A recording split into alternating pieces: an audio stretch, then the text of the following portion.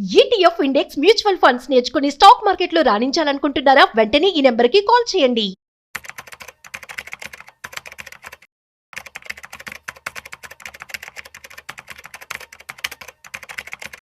నేను recent times లో మన ఛానల్ ఉన్నటువంటి కామెంట్స్ అన్ని కూడా లిస్ట్ చేసుకున్నాను. సో అందులో ఫిల్టర్ చేసి ఒక డెసిషన్కి వచ్చింది ఏంటి అంటే, మీ అందరికీ కూడాను స్టాక్ మార్కెట్, అదేవిధంగా mutual funds or else financial planning అనేది చాలా మందికి కూడా అవగాహన లేదు అని చెప్పి నాకు అర్థమవుతుంది. అయితే ఫైనాన్షియల్ ప్లానింగ్ అనేది అసలు ఎలా చేసుకోవాలి, ఎందుకు ఇంతమంది నెగిటివ్గా ఆలోచించే ప్రయత్నం అయితే చేస్తూ ఉన్నారు. సో మీ అందరికీ సంబంధించి క్లారిటీ ఇవ్వడానికి ఇవాళ మనతో ఉన్నారు సర్టిఫైడ్ ఫైనాన్షియల్ ప్లానర్ గిరిబాబు గారు. సో వారి మాటలోనే క్లారిటీ తెచ్చుకుందాం. ఓకే, హాయ్, హలో, నమస్తే, welcome to business bars with Rajeev Pasupuleti on Suman TV. So let's start. Hi sir, నమస్తే. నమస్తే అండి. సార్, ఇప్పుడు మనం చేసేటువంటి ఫినాన్షియల్ వీడియోస్ కావచ్చు, వీటికి సంబంధించి అవగాహన లేక కామెంట్స్ పెడుతున్నారంటారు, అసలు అవగాహన ఉండి ఇంటెన్షనల్గా టైంపాస్ కోసం కామెంట్స్ పెడుతున్నారు అని చెప్పి అనుకోవచ్చా? Yeah, right question Rajeev. నేను లాస్ట్ ఒక 2-3 years నుంచి చాలా వీడియోస్ చేశాను. నేను వీడియోస్ కింద కామెంట్స్ చూస్తూ ఉంటాను. అయితే ఏదైనా ఒక కంటెంట్ మనము, బాబు మీరు ఫైనాన్షియల్ ప్లానింగ్ లో భాగంగా ఇన్వెస్ట్ చేయండి, డబ్బులు వస్తాయి, ఇది వస్తుంది, మీరు ₹1,00,000 ఉంటే మీరు ₹1 కోటి ఎలా సంపాదించవచ్చు, దాని టైం ఎలా ఇవ్వాలి చెప్తుంటాం కదా. తర్వాత కామెంట్స్ ఎలా ఉంటాయంటే, సొల్లాపి ఎక్కడ పెట్టాలో చెప్పు అంటారు. అయ్యయ్యో, ఎక్కడ పెట్టాలో చెప్పు అంటారు. సింపుల్, డైరెక్ట్, ఇంతే, ఇంకేమొద్దు. బూతులు మాట్లాడతారు. ఒకప్పుడు రెస్పెక్ట్ ఉండేది, ఇప్పుడు లేదు. మొత్తం వచ్చిన తర్వాత ఎవ్రీబడి ఈజ్ ఈక్వల్ అయిపోయింది. నువ్వు సొల్లాపి ఎక్కడ పెట్టాలో చెప్పు. లేకపోతే ఇంకొక కామెంట్ ఉంటది, ఏమనంటే, ఇవన్నీ చెప్పావు కరెక్టే కానీ నువ్వు చేసావా, నువ్వు డబ్బులు ఉన్నాయి నీ దగ్గర, నువ్వు చేసుకున్నావా? లేదా నేను ఒక వీడియో చేశాను, మామూలుగా చిన్నపిల్లలు పుట్టినప్పుడు ఫస్ట్ మంతే ఒక 1000 పెట్టండి, ఆ పిల్లలు పెరిగి పెద్దయి 20 సంవత్సరాల వరకు మీరు పే చేయండి, అదే ₹1000. 20 సంవత్సరాల తర్వాత పిల్లలకు ఉద్యోగం వస్తుంది కాబట్టి వాళ్ళని పే చేసుకోమనండి. అట్లా ఒక 50 సంవత్సరాలు వచ్చాక వాళ్ళు చేసుకుంటే కేవలం ₹1000 50 సంవత్సరాల పాటు ప్రతి నెల పెట్టుకుంటూ పోతే హీనపక్షంలో మీకు ఒక 15% రిటర్న్ వస్తే ఒక 30-40 కోట్లు వస్తుంది అని చెప్పాను. ఇంకా దాని గురించి మీద పడిపోయారు జనాలు.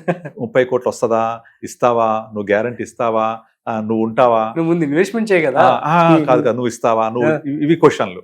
ఆ తర్వాత మనం ఏదైనా ఒక ఇన్వెస్ట్మెంట్ గురించి మాట్లాడితే ఎక్కడ పెట్టాలో చెప్పు, ఆ తర్వాత నాకు ఏ ఫండ్స్ చెప్పు, ఈ చెప్పకుండా ఈ సొల్లు చెప్తున్నాడు, ఏదో చెప్తున్నాడు అని చెప్తుంటారు. నేను వాళ్ళకి ఇచ్చేది ఒకటే సమాధానం ఏంటంటే, ఇప్పుడు మనం ఈ వీడియో ద్వారా, ఇంటర్వ్యూ ద్వారా నా ఉద్దేశం ఏంటి చెప్పడం అంటే, వాళ్లకు ఒక ఫైనాన్షియల్ ప్లానింగ్ యొక్క ఇంపార్టెన్స్ ఏంటి, దాని ఆవశ్యకత ఏంటి. మనము నార్మల్గా ఇప్పుడు టీవీలో ఒక దగ్గు వస్తే దగ్గు మందు తాగండి అని అలీ ఒక యాడ్ తీసుకొస్తాడు, గో కాఫీ సంథింగ్ ఒక యాడ్. తర్వాత కడుపులో మంట అయితే ఈనో తాగండి ఒక యాడ్ వస్తుంది. తర్వాత మోకాళ్ళ నొప్పులు అయితే మూవ్ రాసుకోండి ఒక యాడ్ వస్తుంది. ఇవన్నీ ఏం చెప్తున్నాయి, మోకాళ్ళ నొప్పులకు మూవ్ రాసుకోండి, ఎస్ కరెక్ట్. ఒక దగ్గు మందు వస్తే దగ్గు మందు తాగండి, దగ్గు వస్తే గో కాఫ్ తాగండి. అంటే నార్మల్గా ఇది మనం వెళ్ళి మెడికల్ షాప్ లో కొనుక్కొని, బాబు నాకు గో కాఫీ ఇవ్వంటే దగ్గు మందిస్తాడు, తాగుతాం, తగ్గిపోతుంది. మరి అన్ని రకాల దగ్గులకు పనిచేస్తుందా అది? అన్ని రకాల మోకాళ్ళ నొప్పులకు మూవ్ పనిచేస్తుందా? ఇది ఒక కంపెనీ మూవ్ అనే ఒక మెడిసిన్ తయారు చేసి వాళ్ళు అమ్ముకోవడానికి చేస్తున్న అడ్వర్టైజ్మెంట్. ఆ అడ్వర్టైజ్మెంట్ ద్వారా నీకు ఏదైనా ఉపశమనం కలుగుతుంది అది రాసుకుంటే. నీకు బాగా కాఫ్ వస్తూ ఉంటే అది గో కాఫ్ తాగితే రిలీఫ్ ఇస్తుంది, అంతే తప్ప దగ్గు తగ్గదు కదా. కానీ వాళ్ళు ఏం చెప్తుంటారు టీవీలో, దగ్గు తగ్గిపోద్దని చెప్తారు. కానీ దగ్గు కారణం ఏంటి? అది లంగ్ ఇన్ఫెక్షన్ అయి ఉండొచ్చు, లేదా థ్రోట్ ఇన్ఫెక్షన్ అయి ఉండొచ్చు, లేదా సివియర్ ప్రాబ్లం అయి ఉండొచ్చు, లేదా మోకాళ్ళ నొప్పి కారణం నీకు మోకాల్లో గుజ్జు అరిగిపోవడం కావచ్చు, ఇంకో ప్రాబ్లం కావచ్చు, అది వయసు మీద పడడం అవచ్చు, బెనకొచ్చి రకరకాల సమస్యలు ఉంటాయి కదా. ఈ సమస్యలకి డాక్టర్ దగ్గరికి వెళ్తే డాక్టర్ ఎగ్జామిన్ చేసి డయాగ్నోస్ చేసి సరైన మెడిసిన్ ఇస్తాడు, సరైన ఒక ట్రీట్మెంట్ ఇస్తాడు కదా. అది పర్సన్ టు పర్సన్ మారిపోద్ది కదా. అలాగే నేను చెప్పేది కూడా ఒక్కొక్క పర్సన్ని ఉద్దేశించి చెప్పాలంటే పాసిబుల్ అవ్వదు.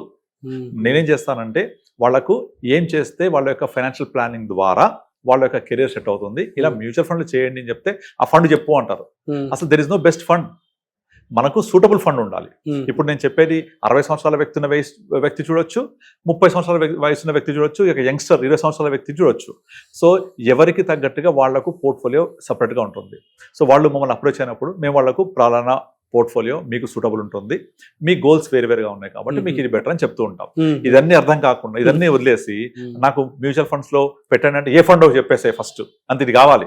నాకు ఫోన్ చేసి కూడా చాలా మంది సార్ బెస్ట్ ఫండ్ చెప్పండి అంటారు. అసలు బెస్ట్ ఫండ్ ఉంటుందా? ఉండదు.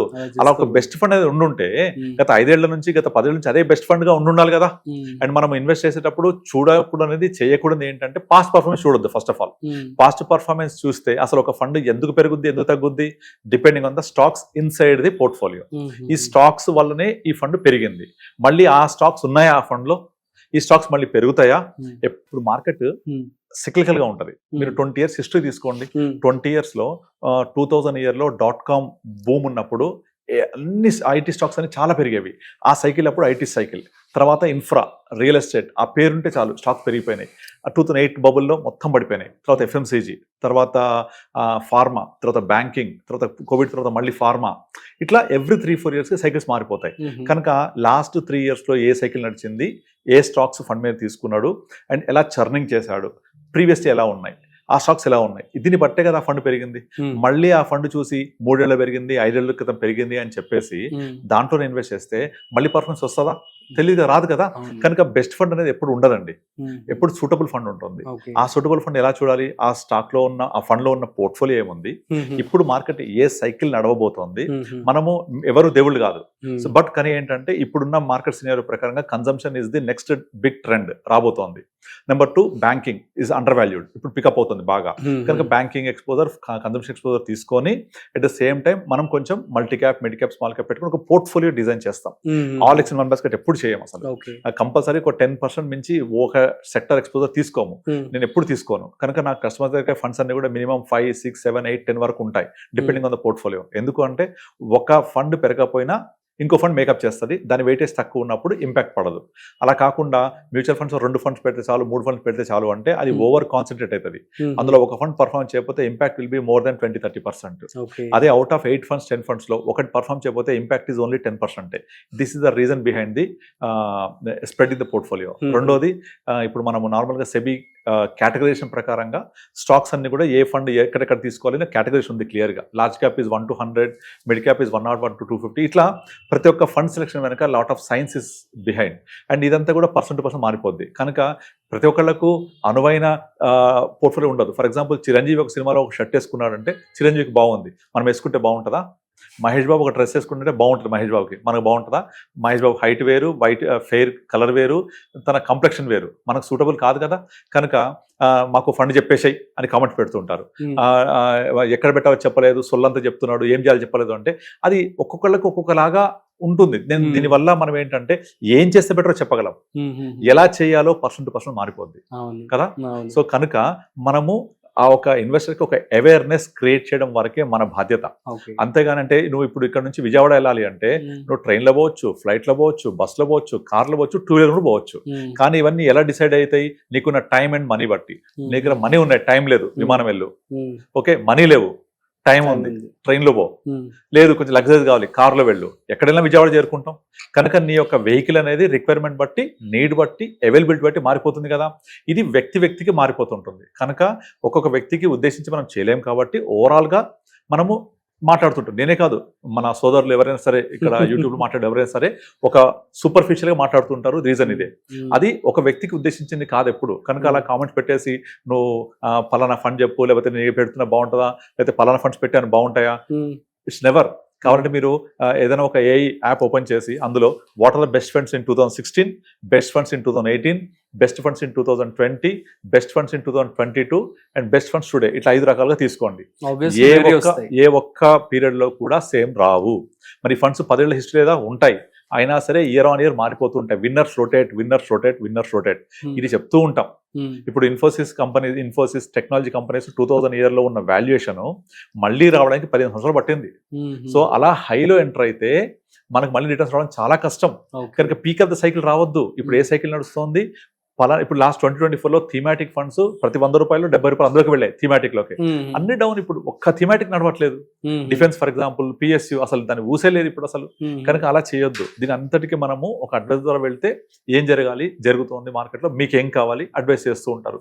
అలా చేయడం కోసం, వాళ్ళని అవేర్నెస్ క్రియేట్ చేసుకోసమే మనం చేసే ఈ ఉద్దేశం, ముఖ్య ఉద్దేశం. అంతేగాని అల్లావుద్దీన్ అద్భుత దీపం లాగా మనము వెల్త్ క్రియేట్ చేయలేము, అది అవ్వదు కూడా. కనుక ఉద్దేశించింది ఒకరికి కాదు. కనుక పలానా రెడీమేడ్ ఒక పోర్ట్ఫోలియో రెడీమేడ్ మెడిసిన్ అలా ఉండదు. It's all depends on person to person. For example, ఇప్పుడు మీ దగ్గర ఒక షర్ట్ క్లాత్, ప్యాంట్ క్లాత్ తీసుకొని టైలర్ దగ్గరికి వెళ్ళండి. నాకు క్లాత్ ఎంత ఉందో వేస్ట్ కాకుండా కుట్టండి అంటే మన సైజుకి సరిపడకుండా లంబా చోడా అవుతుంది అది. లేదా అది క్లాత్ తక్కువ ఉంటే మనకు సరిపోదు. అంటే క్లాత్కి ఎంత ఉందో మనకు ఫిట్ అయినట్టుగా కట్ చేయాలా, అలా కట్ చేసి ఇస్తేనే కరెక్ట్ ఉంటుంది. క్లాత్ ఎక్కువ ఉందని కుడితే లంబా చోడా అవుతుంది, తక్కువ ఉందని కుడితే సరిపోదు. కనుక తక్కువ ఉంటే కొంచెం ముక్క అతికేసి మనకు ఫిట్ చేయాలి, ఎక్కువ ఉంటే కట్ చేసి ఫిట్ చేయాలి కదా. Tailor made is very very important. So దీన్ని బట్టి కామెంట్ పెట్టే వాళ్ళందరూ మరి ఆలోచించుకోండి. సో చక్కగా ఫైనాన్షియల్ ప్లానింగ్ అనేది చేసుకోండి. సో మీకు రెగ్యులర్గా మనము స్టాక్ మార్కెట్ కావచ్చు, మ్యూచువల్ ఫండ్స్ కావచ్చు, అసలు ఫైనాన్షియల్ ప్లాన్ అనేది ఎలా చేసుకోవాలని క్లియర్గా మనం వీడియోస్ చేస్తూ ఉన్నాం. అవి చూడండి, మీకు ఒక నాలెడ్జ్ అనేది రావడం జరుగుతుంది.